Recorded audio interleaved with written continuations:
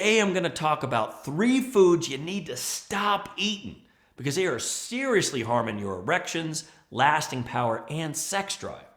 Then as an added bonus, I'm going to talk about 1 additional erection-killing food that I see so many men having a problem with because they don't even realize it's an issue.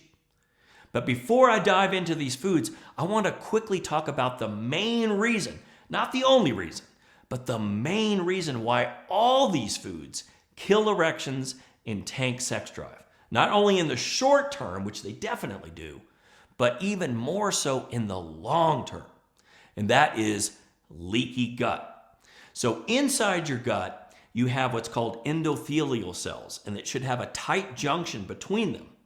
But when your gut gets inflamed like these foods do, it breaks apart. Those junctions break apart, creating a gap, which allows the food particles and bacteria and viruses to get through into your bloodstream.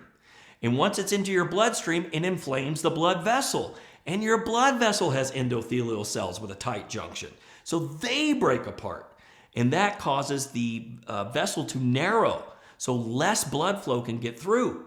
But even more insidious than that, that inflammation starts to cause the formation of plaque in those blood vessels. And that plaque, not only is it very damaging for your health, it's called atherosclerosis, but also it makes it much less likely that you can get great erections because it's so much more narrow. It's very difficult for blood to get through.